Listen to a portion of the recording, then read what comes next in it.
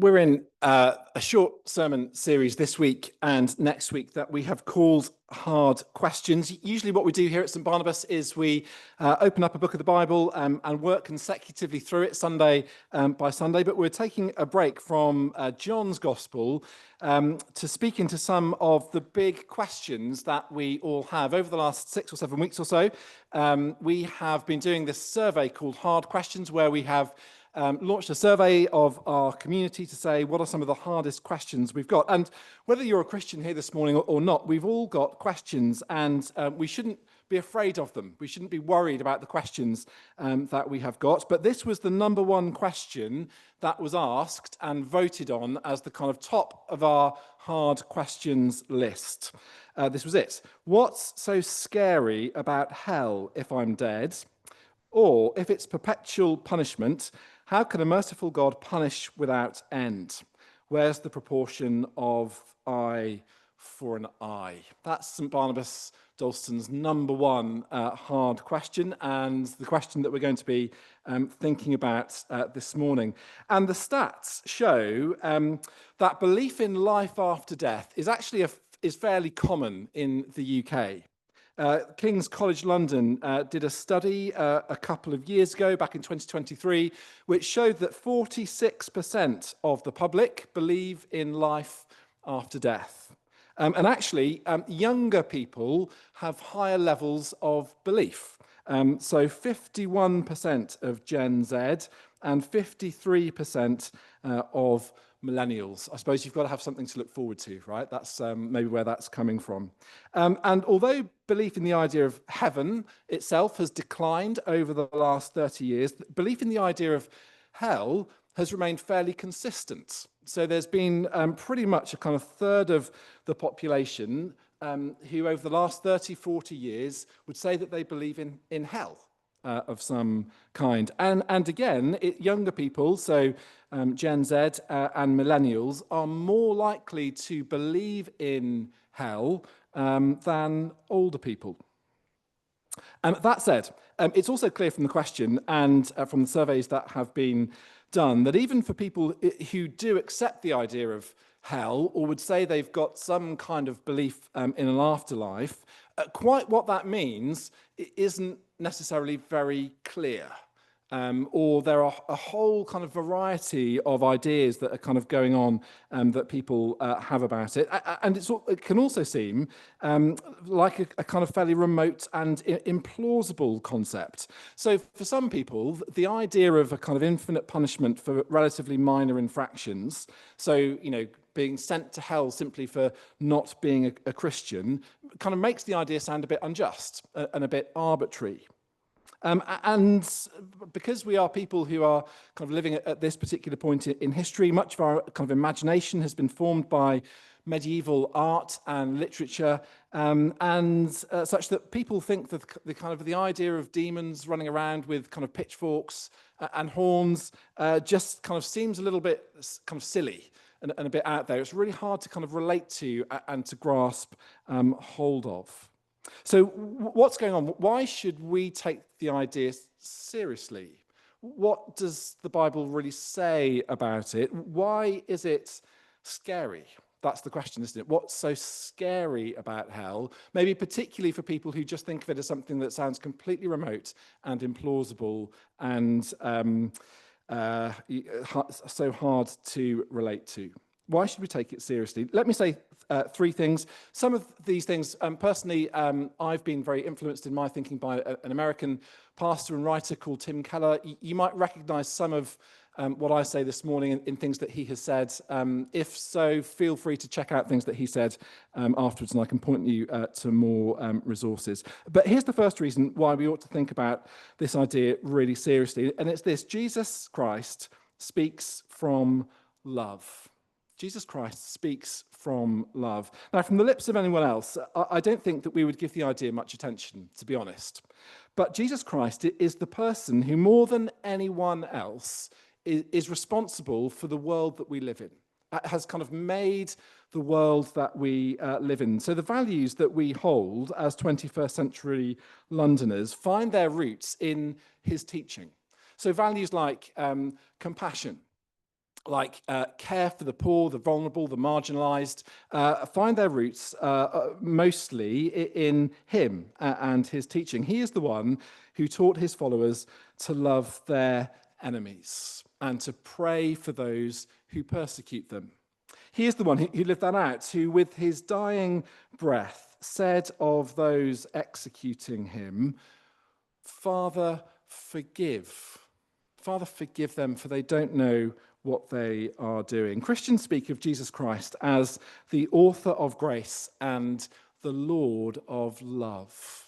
And that's the claim that the Bible makes about him, that he is the one in whom love is found, love in its purest form. He is the source, the fountainhead of love. And yet, in the New Testament, Jesus Christ is the one who speaks about hell more than anyone else does. Much more than any other biblical author, Jesus speaks about hell, and he speaks about it in really stark, striking, graphic, vivid ways. So he talks about eternal fire and punishment as the place of angels and humans who have rejected God. He uses a striking word for hell. He talks about Gehenna, which was a rubbish dump outside Jerusalem where people would go to burn their rubbish. And he kind of speaks of that place as the place where the worm doesn't die and the fire isn't quenched. He talks of hell as the outer darkness where there is wailing and gnashing of teeth, and as the place of destruction where both soul and body are destroyed. So if Jesus speaks about hell more than anybody else, and in such strong ways, I think it's obvious that we need to take him seriously, precisely because it's him who is speaking. It's him who is telling us about this reality. From anyone else, we could probably simply just write it off. We could kind of write it off as just wild speculation.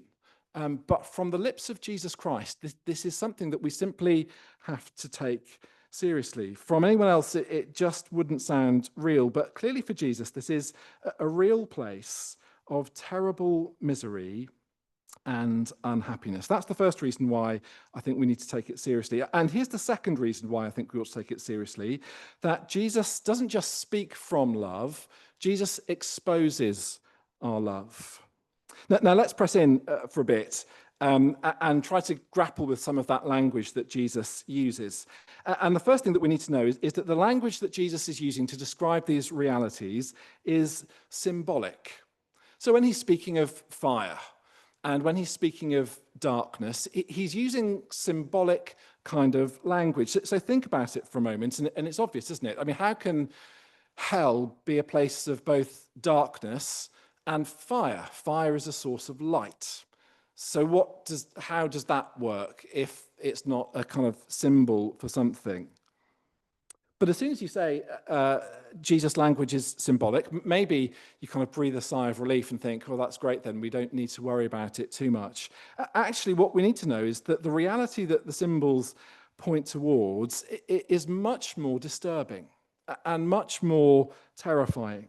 Open up that story that we had read a moment ago. We're on page 1050 in the Church Bibles. Have a look at it, Luke chapter 16. Now, Jesus tells this story about two men. And straight away, we see that there's a very obvious contrast between them, between these two guys. And it's not their financial status, although their financial status is very different. The contrast between them is the fact that one of these men is given a name and the other isn't. So we're told that this is about a rich man and a beggar, verse 20, named Lazarus. And more than that, commentators will say that this is the only place, this is the only parable in all of Jesus' parables where a character is given a name. This is the only one. Normally, when Jesus speaks in parables, he'll say there was a man who had two sons. There was a farmer who went out to sow seed. There was a master who traveled. It's never about a person apart from here. This is the only character who's actually named in one of Jesus' parables. And the name Lazarus means The Lord is my help or my salvation. The Lord is my help or my salvation. So the difference between these two characters is not fundamentally their financial status, but it's about the fact that one has made the Lord his help and the other has made something else his help. The other has made his salvation. He's found his help, his salvation in his wealth. And by not naming this character, Jesus is saying that that's really no salvation at all. That this is a person who has built their life, who's built their identity, who's built their whole sense of being on something that can't hold him, that can't support his weight, that can't carry him. He's just a rich man. There's nothing more that can be said about him. He's just a rich man. That's it.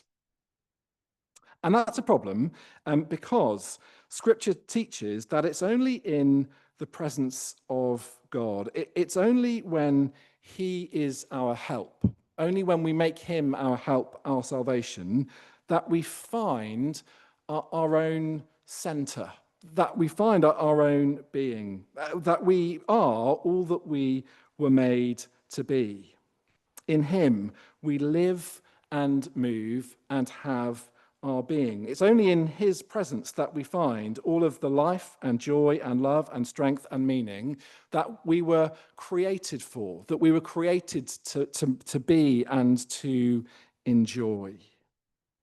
So what is the very worst thing that we can hear? What is the truly worst verdict that God can pass on any person? The worst verdict that you will hear in the New Testament, it's simply 3 words. When God says to somebody, depart from me. Depart from me. Be away from me. So what's hell? What is the kind of hell that the rich man is in this story? Well, it's simply God giving him up to his freely chosen path. It's his chosen direction. It's the thing that he has made the center of his life and the heart of his life multiplied by eternity. And that's where he is. That's what has got him, and that's what has caught him. Now, how does that help us to understand the language that Jesus uses, those symbols of fire and darkness? Well, it means that when Jesus speaks about darkness, he's simply talking about separation from God. He means to not be in God's presence, to be away from, to be separated from God. And fire is simply the place where things break down, where something that should be solid kind of breaks down, dissolves. And solid things shouldn't dissolve, should they? But imagine watching a piece of wood kind of in a fireplace burning up. And what's happening to it? It's kind of falling apart gradually. It's turning to ash. What was a solid thing is just becoming millions of little pieces of something else. Something is losing its coherence and its integration. And that's what Jesus is pointing us towards, that hell is the place where we as human beings lose the things that kind of hold us, where our coherence and integration kind of it falls apart, where we eternally become something less than we are, or something less than we should be, something less than we were made to be. And the terrifying thing about hell is that, I think, is what happens to us, that when we are so kind of self-absorbed, self-obsessed, when we can't see beyond the end of me and my own cares and priorities, when I can't see beyond the end of my own nose, and that's multiplied by eternity, Jesus says that's what hell is. That it's about being away from God's presence and forever disintegrating spiritually and emotionally. Here's how C.S. Lewis describes what that might mean. He talks about hell like this. He says, hell begins with a grumbling mood, always complaining, always blaming others, but you are still distinct from it. You may even criticize it in yourself and wish you could stop it, but there may come a day when you can no longer. Then there will be no you left to criticize the mood or even to enjoy it, but just the grumble itself, going on forever like a machine. It's not a question of God sending us to hell. In each of us, there is something growing which will be hell unless it's nipped in the bud. Just think about what that might mean for a moment. When you look at yourself, and if you think of yourself with any kind of reasonable judgment, you'll be aware that you're a person made up of good things, good qualities, and bad qualities. And because you're probably a kind person and you're generous to others, you're also generous to yourself, which means that you probably spend more of your time thinking about and focusing on your good qualities than your bad qualities. Or you kind of say to yourself, I know that I'm this mixture, but I've got all these good things kind of going on. But just imagine that those good things gradually are kind of stripped away. I think that's what Lewis is talking about. He says, just imagine that those things that you rely on to kind of counteract the bad things are gradually stripped away, and all that's left is that temper that you have, or that grumbling, or that need to kind of gossip. Just imagine that that's the thing that is left and lasts. And that's what hell looks like, or feels like, or is, or multiply that and think about that think about that relationally and socially. I was chatting with a friend a little while ago about these sorts of things, about its eternity, and he said to me, if there is a hell, he wasn't a Christian, he said, if there is a hell, I want to be there because that's where my friends will be. And I said to him, well, thanks very much. I don't know, A, what that says about me, or B, about our friendship. So one of those things is a problem for you. But of course, he is assuming, and his assumption was, that I will be there with all the good things of the friendship. That what will last is all of the laughter, the banter, the fun that we enjoy. That's the thing that I think of when I think of the friendship. But what if all that's left is the relational insecurities? What if all that's left is those kind of jealousies, those kind of petty rivalries that all of us know what those are like in the context of being in a group of friends? What if all that's left is those things?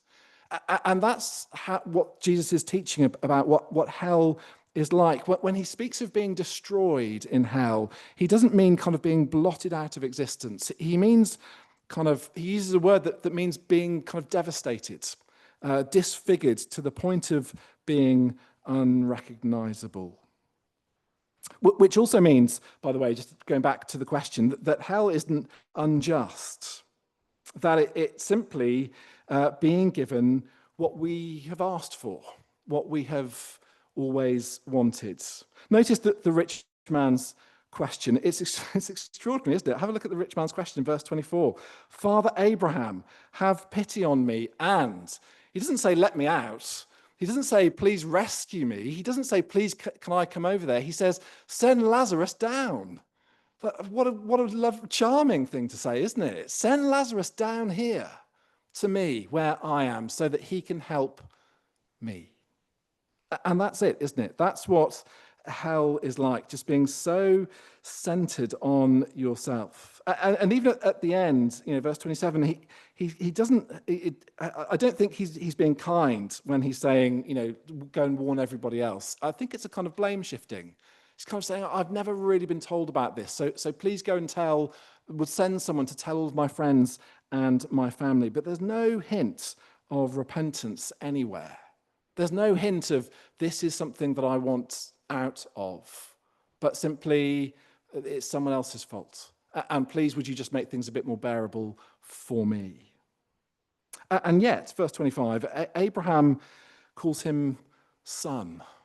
Isn't that a remarkable thing? He says son. He doesn't say, you miserable sinner. He doesn't say, you are getting exactly what you deserve. He says, son. He uses this extraordinary term of closeness and relationship.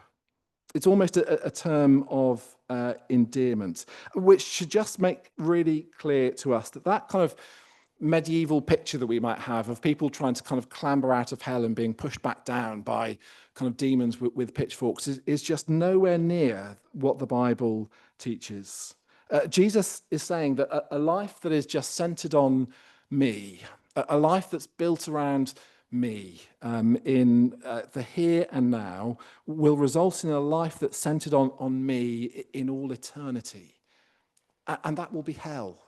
That will be unbearable if it's not, as Lewis puts it, nipped in the bud. So Jesus here, he's doing something, I think, much more deeper than just giving us a bunch of images that scare us. He's kind of saying, look at what it is to be someone who's just concerned about self and you and who you are. And imagine what that will be like if it's just left alone for all eternity.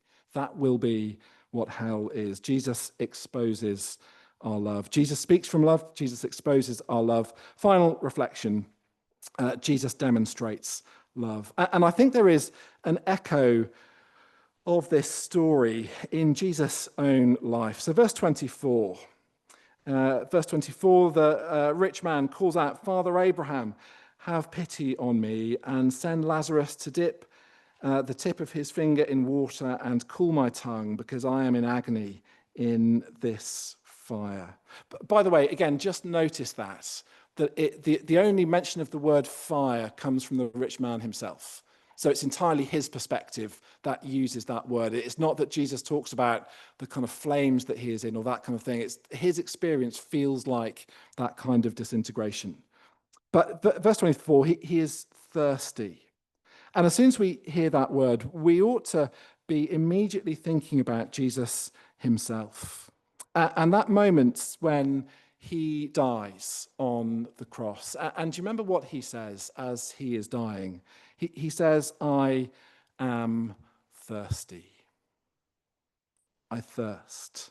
He is in agony on the cross. And you might know too from the gospel stories that darkness covers the land. So where do you see hell in the New Testament? Where is it that you actually see it happening? The New Testament writers would tell us that you see it happening at Calvary. You see the fire at Calvary as Jesus thirsts, as he kind of breaks down. You see the darkness, you see literal darkness covering the land, fire and darkness. And we're being told that although Jesus is the only person who built his life entirely on God, the only person in all of human history who could say, I haven't lived for myself. I haven't put my own needs first. I haven't sought to exploit other people for what they can give me, but I have entirely, consistently, obediently lived dependent upon my Father. My identity is secure in the love of my Father. Although he is the only person in all of history able to say those words, he experiences hell. He goes through hell on the cross. And he does it so that we don't have to. He does it so that we might be saved from it. He does it so that we might be lifted up and out of it in his own resurrection. He does it to demonstrate God's love to us, that there is a love that is stronger even than death and hell itself. And that love is found in him as he gives himself in our place and for us. So I think the question that the New Testament would actually point us towards and want us to ask isn't so much this question, as good a question as this is. I don't think the New Testament leaves us asking, can God really punish sin, or is God really justified in punishing sin? And can God really justly send people to hell? I think that the question the New Testament wants us to ask is this: is it really possible that there is a God who can love me like this? Is it really possible that there is a God who would go to hell and back for me? Could God actually genuinely be like that or not? Is that what God is really like? Who would experience hell for me and in my place so that I, even though I have entirely built my life on the wrong things, will be treated as though I have always built my life on the right things. I will be treated as though I have always done what I ought to have done.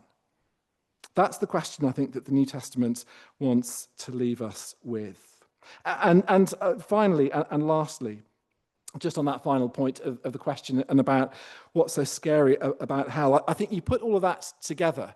And I think what we see and what the New Testament points us towards is that Jesus speaks about hell in these terms and talks about hell as this kind of reality so that we will understand the depth and reality of his love, so that we will see what it means to say, God loves me. You see, if there is no hell, if there is no judgment, and I meet lots of people who say to me things like, oh, I believe in a God of love, but I'm past all of those ideas of judgment and hell and those kinds of things. But precisely when we see the depth and the reality of what hell is like, we understand what it means to say, God loves me, because this is what he went through for me. This is the cost of his love. This is what it involves in him loving me. It involved him going to hell and enduring all of that for me and on my behalf. And because I know that, I know how much he loves me. And there's such assurance in that, such a wonderful confidence that we have in knowing that Jesus has loved us like this. So what is it that's so scary about hell? Jesus doesn't shy away from that answer, but I think he wants to point us towards the reality that we need to know. We need to know what it means to say there is an eternal fire and outer darkness, precisely so that we will know what it means to say, and he has loved me like this. And this is a love that I want to know and stand in. Friends, I've said a lot. I'm going to pause there. I'm going to give us a moment just to be quiet and to reflect, to pray, to ask the Spirit to bring his words home to our hearts. I've barely scratched the surface this morning. You've probably got lots more questions from things that I've said. I'd be really happy to talk those things through further if that's something that you would like to do. If you just want to read more, can I encourage you just to read more? Just to read the New Testament accounts of Jesus himself, just to see that his life and his words stack up, that when he speaks like this, we really can trust him and take him at his word. So maybe something to do in the week ahead if you have further questions. But let me now, as I close, give us a moment to be quiet and to reflect, and then I will pray before we sing once more.